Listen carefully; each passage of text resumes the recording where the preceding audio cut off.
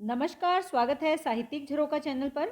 हम कर रहे हैं आधुनिक काल के वस्तुनिष्ठ प्रश्न और इन प्रश्नों के लिए जो हमने आधार के रूप में पुस्तक ली है वो है हिंदी साहित्य एवं भाषा का वस्तुनिष्ठ इतिहास, जो कि पांडे बंधुओं द्वारा रचित पुस्तक है।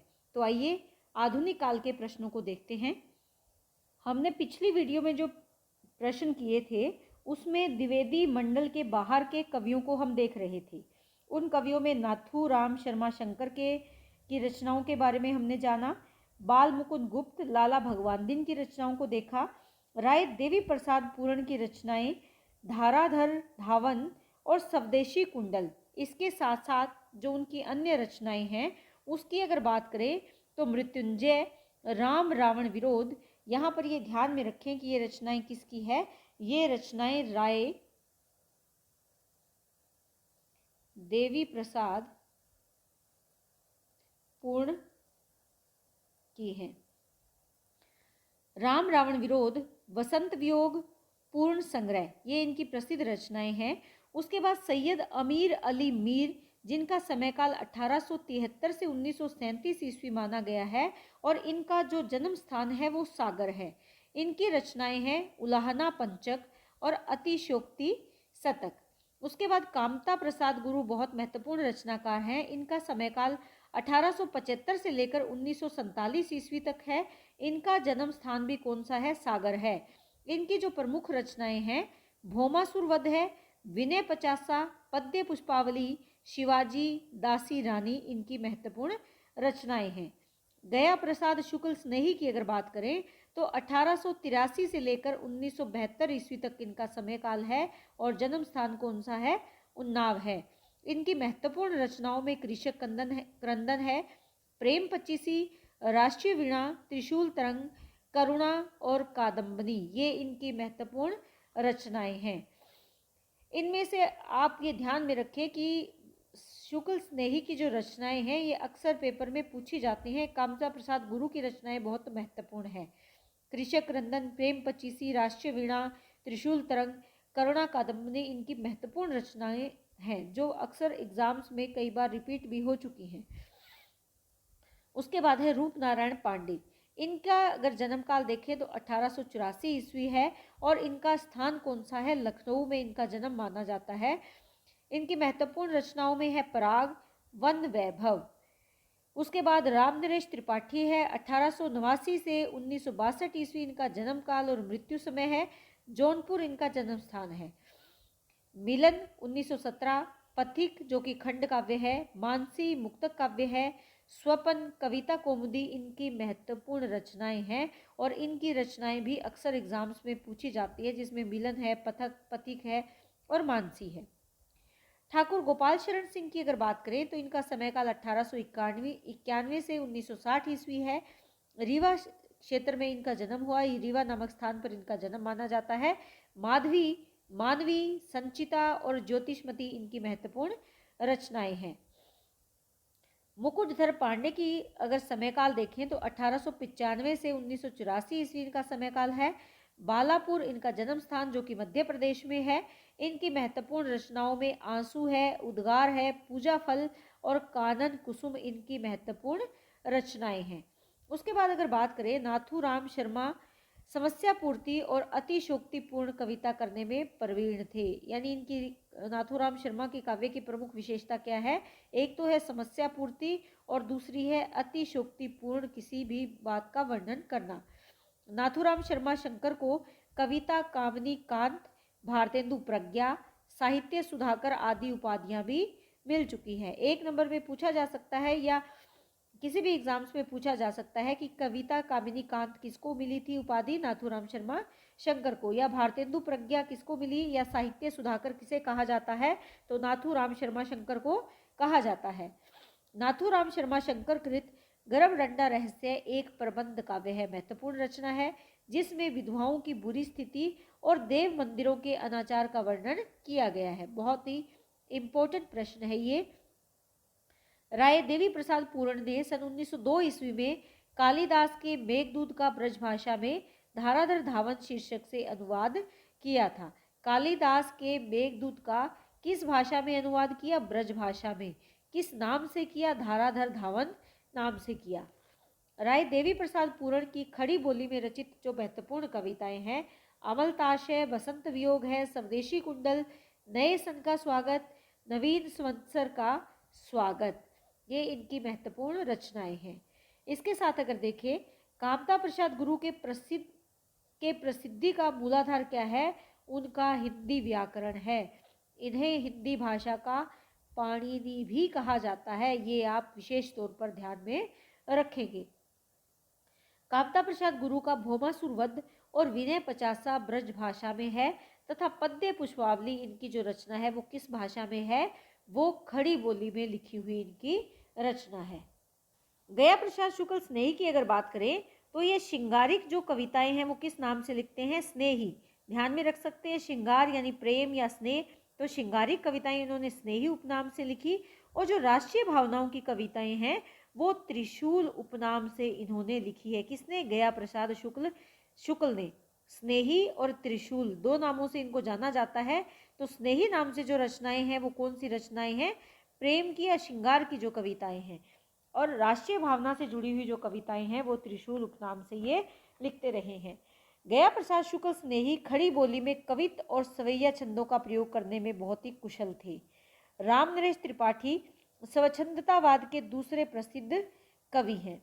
राम नरेश त्रिपाठी ने मिलन, पथिक, स्वपन शीर्षक से 3 काल्पनिक खंड काव्य भी लिखे हैं। ये बहुत ही महत्वपूर्ण है। मिलन, पथिक और स्वपन की रचनाएं हैं, राम नरेश त्रिपाठी की रचनाएं हैं और ये काल्पनिक खंड काव्य है। राम नरेश त्रिपाठी कृत मानसी इनकी फुटकर कविताओं का एक संग्रह है। इनकी कविता कौमुदी शीर्षक से 8 भागों में ग्राम गीतों, उर्दू, बंगला एवं संस्कृत की कविताओं का संकलन एवं संपादन किया है। मुकुटधर पांडे को आचार्य रामचंद्र शुक्ल ने छायावाद का प्रवर्तक स्वीकार किया है। पूछा जा सकता है, रामचंद्र शुक्ल ने छायावाद का प्रवर्तक किसे माना है? मुकुटधर पांडे को माना है। मुकुटधर पांडे लोचन प्रसाद पांडे के अनुज यानी भाई थे। इन्हें पांडे बंधु भी कहा जाता है। मैथिली शरण गुप्त और मुकुटधर पांडे द्विवेदी युग के प्रसिद्ध प्रगतिकार माने जाते हैं, प्रगीतकार माने जाते हैं। कौन? मैथिली शरण गुप्त और मुकुटधर पांडे। द्विवेदी काल में ब्रज भाषा काव्य के अगर कालक्रम की बात करें तो सबसे पहले यहाँ जगन्नाथ दास हैं, जगन्नाथ दास रत्नाकर। इनका जन्म 1866 ईस्वी में, मृत्यु 1932 में। इनके पिता का नाम पुरुषोत्तम दास है, गुरु नवनीत लाल चतुर्वेदी हैं और उपनाम इनका है जगन्नाथ दास। रत्नाकर इनका उपनाम है। रत्नाकर उर्दू में जकी उपनाम से कविता करते थे। बहुत प्रसिद्ध प्रश्न बन सकता है, बहुत महत्वपूर्ण प्रश्न बन सकता है। इनकी प्रमुख काव्य कृतियों की अगर बात करें तो गंगावतरण है, उद्धव शतक है। इसके साथ अगर देखें, हरीश चंद्र हैं, हिंडोला, श्रृंगार लहरी, कलकाशी, विराष्टक, समालोचनादर्श शीर्षक से इन्होंने अनुवाद भी किया है। किसका किया है? अंग्रेजी विद्वान पोप के एसे ऑन क्रिटिसिज्म का। किस नाम से?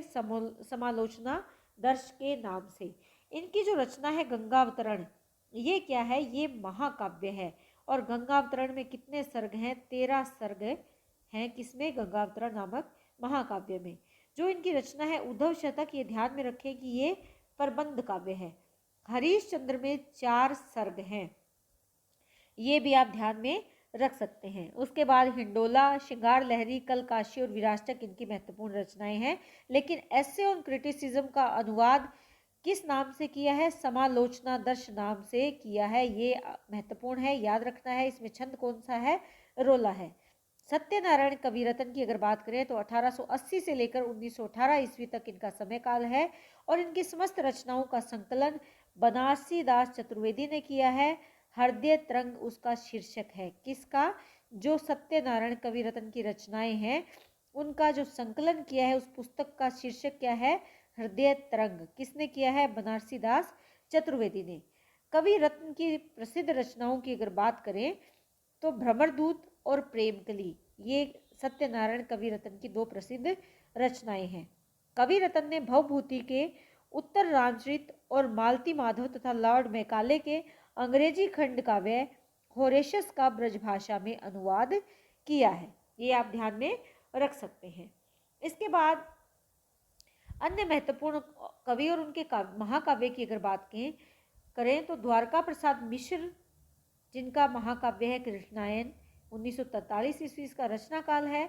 बलदेव प्रसाद मिश्र, साकेत संत, इनका समय काल 1946 ईस्वी है। उदय शंकर भट्ट, तक्षशिला, इनका महाकाव्य है। प्रताप नारायण पुरोहित की रचना क्या है? नल नरेश, जिसका समय काल 1933 ईस्वी है। इसके बाद देखिए गुरु भगत सिंह है, जिनकी रचना की अगर बात करें तो नूरजहां 1935, विक्रमादित्य 1947। इसके साथ अगर देखें अनूप शर्मा, इन्हें आधुनिक काल का भूषण भी माना जाता है। इनकी जो रचनाएं हैं सिद्धार्थ है, शर्वाणी है, वर्धमान, इनकी महत्वपूर्ण रचनाएं हैं। ये आप यहाँ पर ध्यान में रखें अनूप शर्मा के लिए कि इन्हें आधुनिक काल का भूषण माना गया है। श्याम नारायण पांडे, इनकी महत्वपूर्ण रचना है हल्दी घाटी, बहुत ही महत्वपूर्ण रचना है। दूसरी है जोहर। मोहनलाल महतो की रचना आर्यव्रत है और हरदयालु सिंह की रचना दैत्यवंश और रावण, इनकी महत्वपूर्ण रचनाएं हैं। इसके बाद अगर बात करें द्विवेदी युगीन कवियों की महत्वपूर्ण पंक्तियों की, देखिए ये पंक्तियां सारी पुस्तक में दे रखी हैं और बार बार आपने सुनी भी होगी। सबसे पहले यहाँ श्रीधर पाठक की पंक्तियों की बात करें, निज भाषा बोलू लिखू पढ़ू गुणु सब लोग, करू सकल विषय विषय निज भाषा उपभोग। ये हिंदी भाषा के महत्व को प्रदर्शित करने वाली पंक्तियां हैं, बहुत ही इंपॉर्टेंट है, जो कि एग्जाम्स में पूछी जाती है। कुछ इसी प्रकार की भारतेंदु जी की पंक्तियां हैं, तो यहाँ पर कंफ्यूज होने की जरूरत नहीं है। ये निज भाषा बोलू, जो भारतेंदु की पंक्तियां हैं, निज भाषा उन्नति अहे सब उन्नति को मूल, बिन निज भाषा ज्ञान के मिटत नहीं को शूल। यहाँ पर निज भाषा में बोलना लिखना और पढ़ने की बात कर रहे हैं। वंदनीय वह देश जहाँ के देशी निज अभिमानी हो, वंदनता के बंधे परस्पर परता के अज्ञानी हो। जगत है सच्चा तनिक न कच्चा, समझो बच्चा इसका भेद, बहुत ही इंपॉर्टेंट है, ध्यान में रखें। प्रकृति है एकांत बैठी निज रूप संवारती, पल पल पलटती भेष क्षणिक छवि छिन छिन धारती। ये भी बहुत इंपॉर्टेंट पंक्तियां हैं। लिखो न करो लेखनी बंद, शिरधर रस सब कवि स्वच्छंद। सभी स्वच्छंदतावाद के विचार यहाँ पर मिलते हैं। नाना कृपान निज पानी लिए, बपू नील वसन परिधान किए, गंभीर घोर अभिमान हिए, छकी पारिजात मधुपान किए। बहुत ही इंपॉर्टेंट है। प्रकृति का सुंदर चित्रण है। विजन वन प्रांत था, प्रकृति मुख शांत था, अटन का समय था, रजनी का उदय था। कहीं पे स्वर्गीय कौन बाला समुंजू वीणा बजा रही है, सुरों के संगीत की सो कैसी सुरीली गुंजार आ रही है। यहाँ पर प्रकृति की सुंदर चित्रण है। इस भारत में वन पावन तू ही तपस्वियों का तप आश्रम था। भारत भूमि का यशोगान किया गया है। जग तत्व की खोज में लगन जहाँ ऋषियों में अभगन किया श्रम था। इसी प्रकार महावीर प्रसाद द्विवेदी की पंक्तियां बहुत महत्वपूर्ण है। ये सुरमय रूपे से लेकर वारी वृष्टि, आपने ये पंक्तियां सुनी भी होगी। तुम्ही अन्नदाता भारत के सचमुच बैलराज महाराज, बिना तुम्हारे हो जाते हम दाना दाना को मोहताज। बैलराज को यहाँ पर संबोधित किया गया है। ध्यान में रखें कि बैलराज को संबोधन किसने किया है? महावीर प्रसाद द्विवेदी ने। बैलराज कौन? बैल जो खेत में हल जोतता है। श्रीयुक्त नागरी वाहिरी दशा तिहारी, होवे विषाद मन माही अतिव भारी। भैंसी भवानी के तव सेवा लागे, करत पढ़वगा छूटी, बटवन दूध दुहा इन हाथन, धार न कभू दूहत माँ टूटी। ये दूध निकालने की किस प्रकार की कला है, उसका बखान इन पंक्तियों में किया है। तो उम्मीद करती हूँ कि पंक्तियाँ बहुत अच्छे से करेंगे, क्योंकि एग्जाम्स में कई बार ये पंक्तियाँ पूछी जाती हैं। उसमें कवि के बारे में या कवि के द्वारा लिखित जो मुख्य भाव यहाँ पर उद्देश्य है उसके बारे में पूछ लिया जाता है। तो उम्मीद है कि आपकी तैयारी अच्छी चल रही होगी। इस पुस्तक में दिए गए प्रश्नों को ज़रूर करें, क्योंकि ये बहुत महत्वपूर्ण पुस्तक है वस्तुनिष्ठ प्रश्नों के लिए। तो बहुत बहुत धन्यवाद, इसी तरह जुड़े रहें।